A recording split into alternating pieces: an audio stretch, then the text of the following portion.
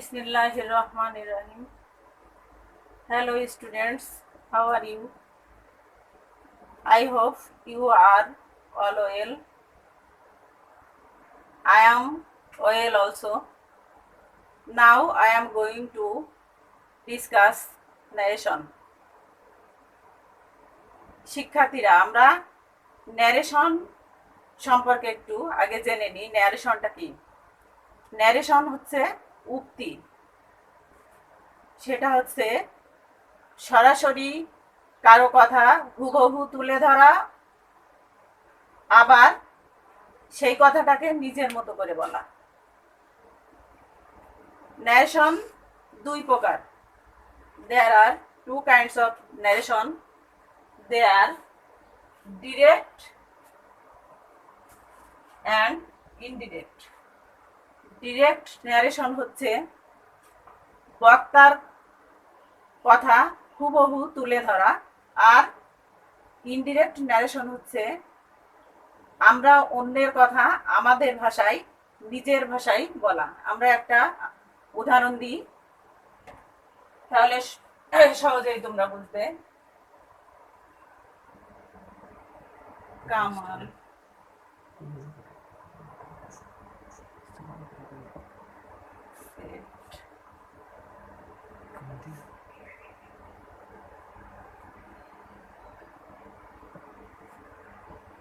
I am fine. এখানে দেখো, Kamal said I am fine.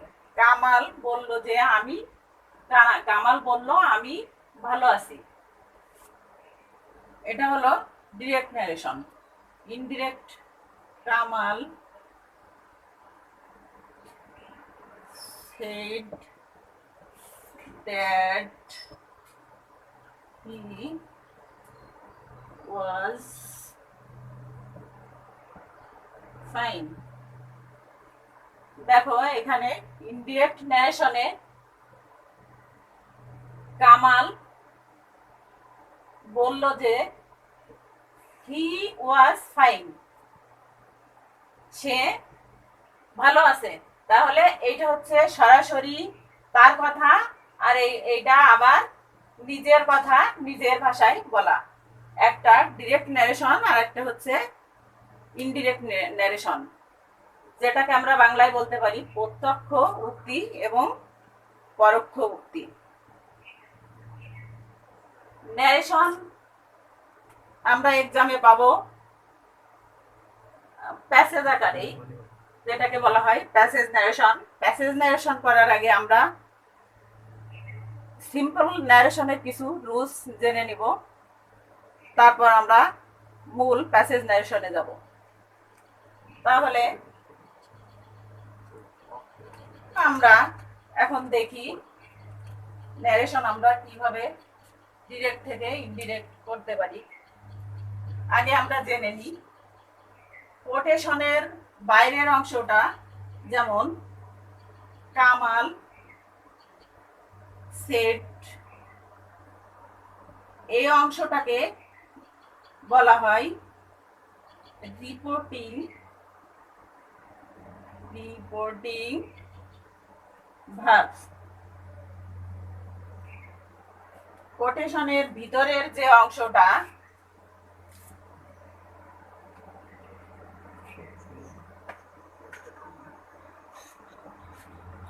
I am well, এই অংশটাকে আমরা বলবো রিপোর্টেড স্পিচ। রিপোর্টেড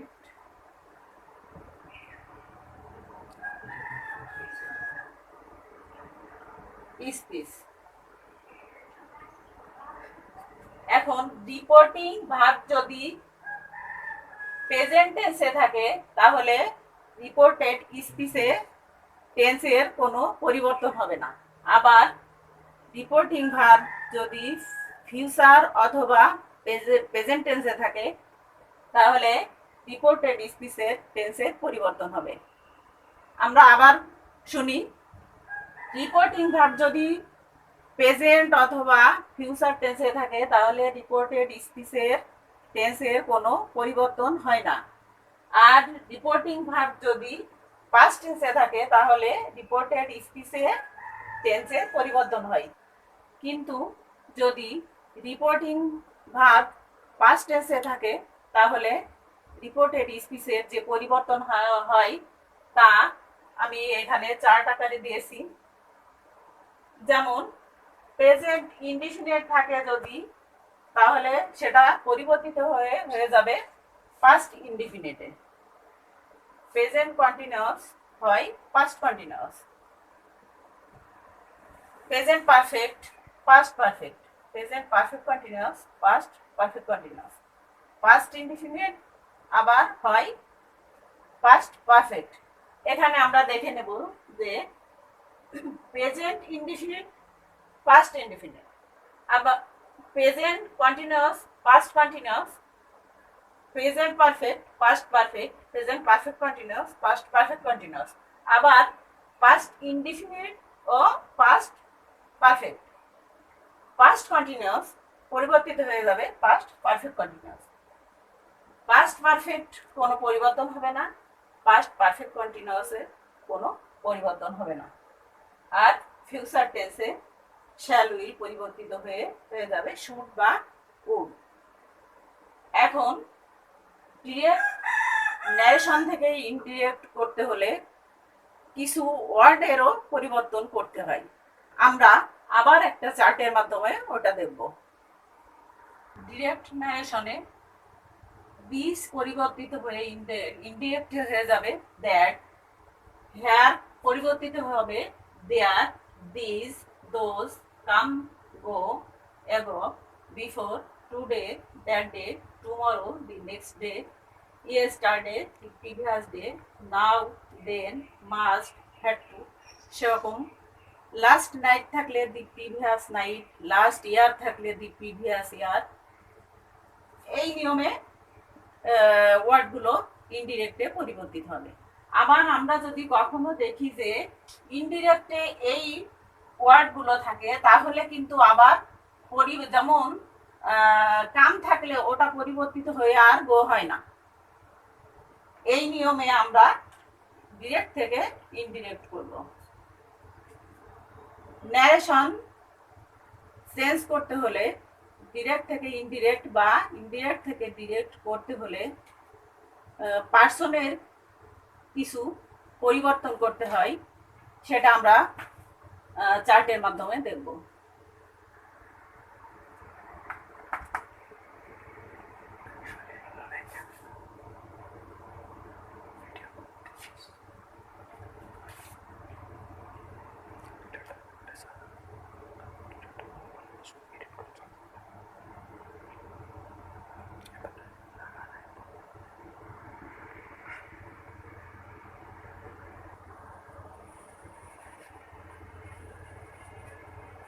শিক্ষার্থীরা, আমরা পূর্বের ক্লাসগুলোতে দেখেছি পার্সন সম্পর্কে জেনেছি। আমি এই মুহূর্তে আবার তোমাদের স্মরণ করিয়ে দেওয়ার জন্য সে সম্পর্কে আবার বলছি।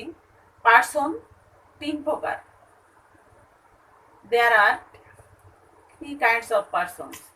They are first person, second person and third person. First person হচ্ছে এই যে I, we, me, my, us, our, এগুলা। Second person you, you, your, আর বাদ বাকি যা আছে সবই হচ্ছে থার্ড পারসন। ন্যারেশনের ক্ষেত্রে আমাদের কিছু রুলস মেনে চলতে হয়। যেমন ফার্স্ট পারসন সবসময় সাবজেক্টকে ফলো করবে এবং সেকেন্ড পারসন ফলো করবে অবজেক্টকে, এবং থার্ড পারসনের কোনো পরিবর্তন হবে না। ফার্স্ট পারসন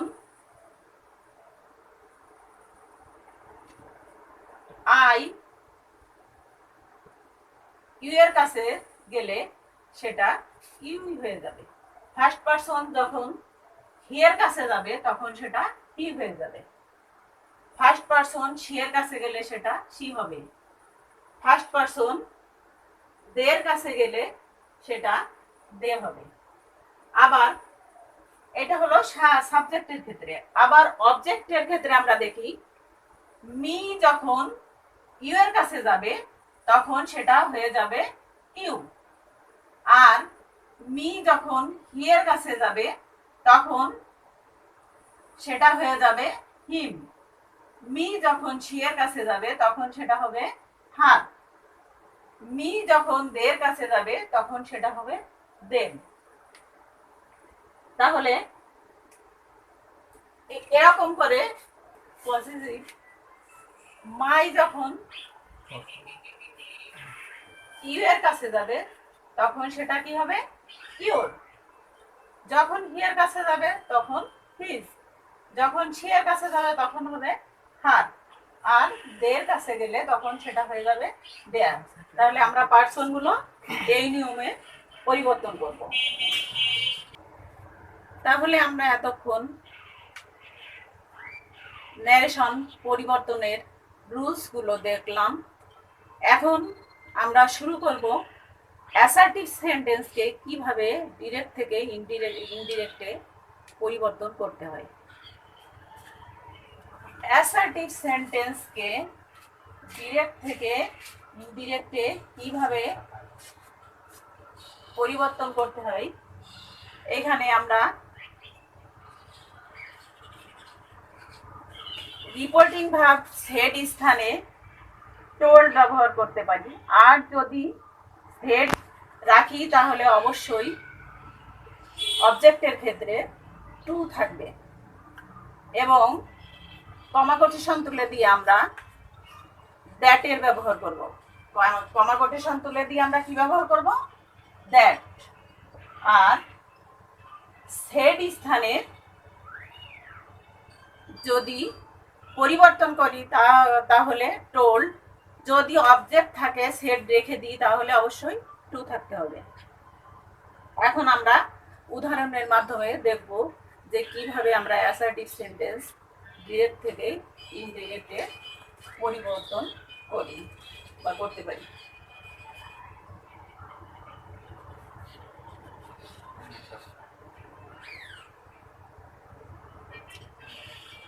কবি said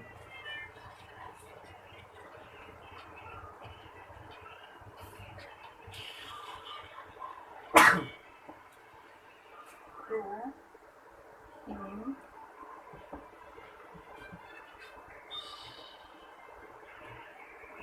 you are a good boy.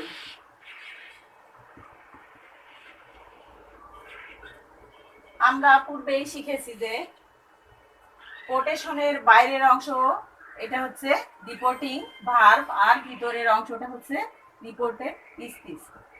এখানে প্রথম আমাদের খেয়াল করতে হবে যে রিপোর্টিং ভার্ব কোন টেন্সে আছে। আমরা এখানে দেখলাম এই সেন্টেন্সটা রিপোর্টিং ভার্ব আছে পাস্ট টেন্সে, তাহলে অবশ্যই এখানে ইনডিরেক্ট করার সময় রিপোর্টেড স্পিচের টেন্সটা পরিবর্তিত হয়ে যাবে এবং পার্সনের পরিবর্তন হবে। ওইখানে যদি কোনো ওয়ার্ড থাকে আমরা যেগুলো চার্টে শিখেছি সেগুলো পরিবর্তন করতে হবে। এখন আমরা দেখি কিভাবে এটাকে ইনডিরেক্টে পরিবর্তন করা যায়। কবি সেড স্থানে কি বলেছি? টোল্ড। যদি আমরা টোল্ড তাহলে আর টু থাকবে না, টোল্ড হিম। এখানে কোটেশন তুলে দিয়ে অ্যাসার্টিভ সেন্টেন্সে আমরা ব্যবহার করব দ্যাট। আমরা পার্সনের যে পরিবর্তনটা শিখেছি তাতে কি বলেছি? ফার্স্ট পার্সন থাকলে সেটা সরাসরি ফলো করবে সাবজেক্টকে, সেকেন্ড পার্সন ফলো করবে অবজেক্টকে। তাহলে ইউ সেকেন্ড পার্সন, সো এটা ফলো করবে অবজেক্টকে।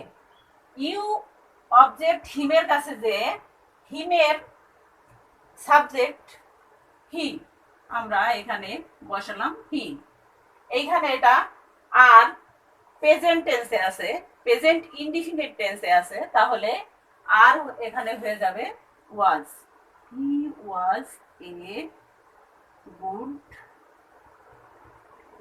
বয়। তাহলে পুরা সেন্টেন্সটা কিভাবে পরিবর্তন করলাম?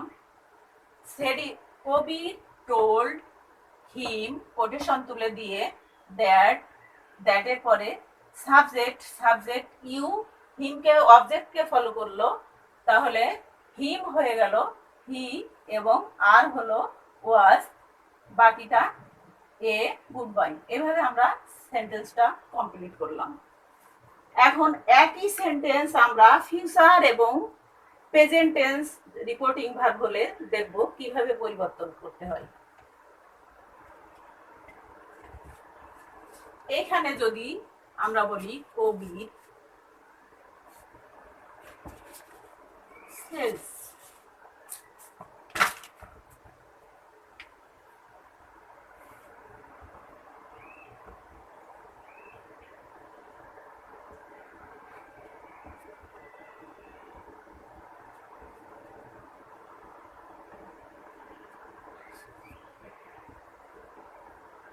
কবির says to him you are a good boy. এখানে আমরা এখন দেখব যে রিপোর্টিং ভার্বটা কোন টেন্সে আছে। সেজ এটা আছে প্রেজেন্ট ইনডিফিনিট টেন্সে। আমরা পূর্বে রুলগুলো শিখেছি যে রিপোর্টিং ভার্ব যদি প্রেজেন্ট টেন্সে থাকে তাহলে রিপোর্টেড স্পিচের কোনো পরিবর্তন হয় না। তাহলে কবি says to him, সেই একই নিয়মে কোটেশন তুলে দিয়ে অ্যাসার্টিভ সেন্টেন্সের ক্ষেত্রে কোটেশন তুলে দিয়ে কমা কোটেশন তুলে দিয়ে দ্যাট, আবার সেকেন্ড পারসন ফলো করবে অবজেক্টকে, তাহলে ওটা হয়ে গেল হি। এখানে আর আছে, টেন্সের কোনো পরিবর্তন হবে না, কিন্তু পারসন অনুযায়ী ভার্বের ব্যবহার হবে। যেমন ইউ এর সামনে আর আছে, এখানে হি এর পরে বসবে ইজ, তাহলে কি হলো হি ইজ এ গুড বয়। সম্পূর্ণ সেন্টেন্সটা আমরা আবার দেখি। কবি says to him that he is a good boy। এখানে আমরা কি দেখলাম যে রিপোর্টিং ভার্ব প্রেজেন্ট টেন্সে আছে, সো রিপোর্টেড স্পিচে টেন্সের কোনো পরিবর্তন হয়নি। আবার এই একই নিয়মে আমরা দেখব কবির will say to him you are a good boy। এখানে আমরা কি দেখতে পাচ্ছি? রিপোর্টিং ভার্ব এখানে আছে ফিউচার টেন্সে, তাহলে এখানেও রিপোর্টেড স্পিচের টেন্সের কোনো পরিবর্তন হবে না। সেক্ষেত্রে কবি will say to him, comma quotation তুলে দিয়ে অ্যাসার্টিভের ক্ষেত্রে দ্যাট ব্যবহার করলাম, আবার ইউ অবজেক্টকে ফলো করে হলো he is a good boy.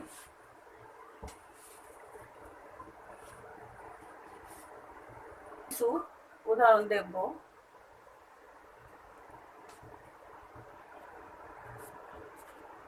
Runa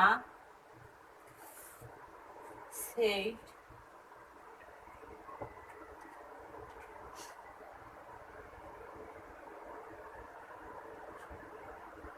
I am a singer।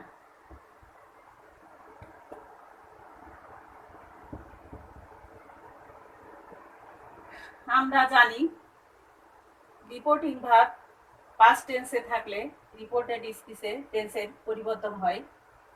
তাহলে রুনা said কোটেশন তুলে দিয়ে দ্যাট, এবার ফার্স্ট পারসন থাকলে ফলো করবে সাবজেক্টকে, তাহলে আই ফলো করবে রুনাকে। Runa is a girl, so রুনার পরিবর্তে এখানে পার্সন হিসাবে আমরা ব্যবহার করব শি। শি যেহেতু রিপোর্টিং ভার্ব পাস্ট টেন্সে আছে, তাহলে এটা হবে শি ওয়াজ এ সিঙ্গার। তাহলে পুরো সেন্টেন্সটা আবার আমরা দেখি। Runa shed that she was a singer. আমরা আর একটা উদাহরণ দেখি।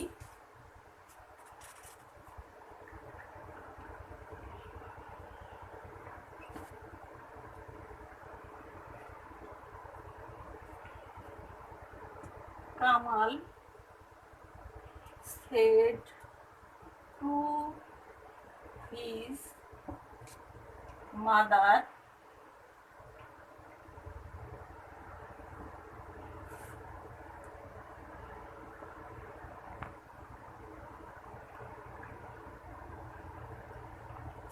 I came home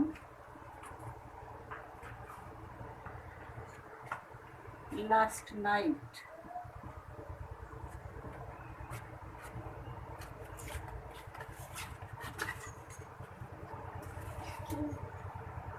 শিক্ষার্থীরা, আমরা এখন দেখব রিপোর্টিং ভার্ব পাস্ট টেন্সে থাকলে পরিবর্তিত হয়ে সেটা কি হয়। কামাল told his mother,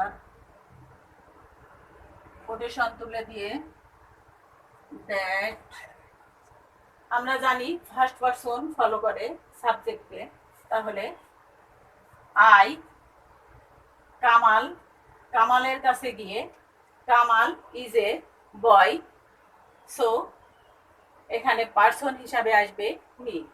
তাহলে আই কামালের কাছে গিয়ে হলো হি।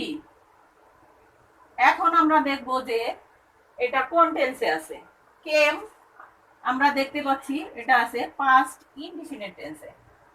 শিক্ষার্থীরা, আমরা চার্টে কি শিখেছি? ইতিপূর্বে আমরা শিখেছি রিপোর্টিং ভার্ব যদি পাস্ট ইনডিফিনিটে থাকে বা পাস্ট টেন্সে থাকে, তাহলে রিপোর্টেড স্পিচে পাস্ট ইনডিফিনিট পরিবর্তিত হয়ে যায় পাস্ট পারফেক্ট। সে নিয়ম অনুযায়ী he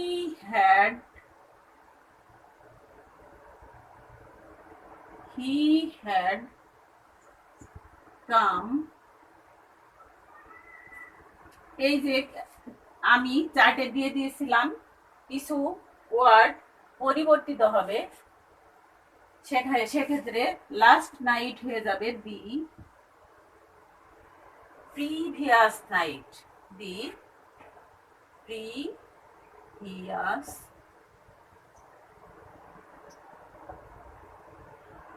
night.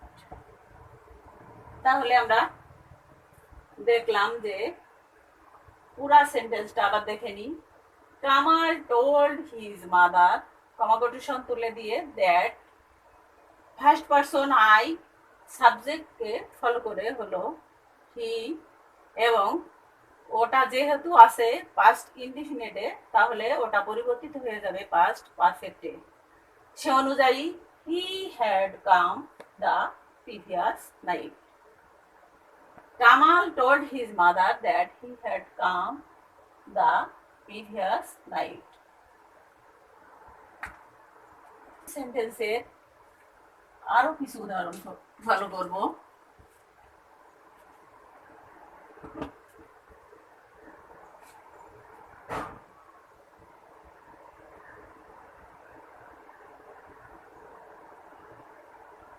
Ruma said,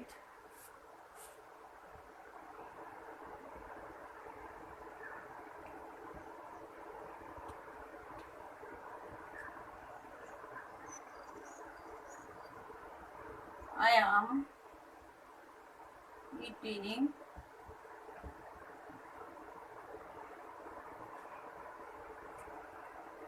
rice now.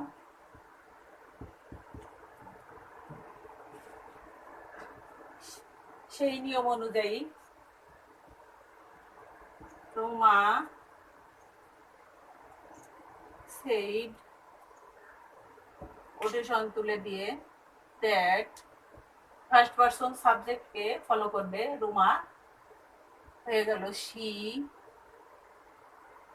M হয়ে গেল ওয়াজ ইটিং রাইস।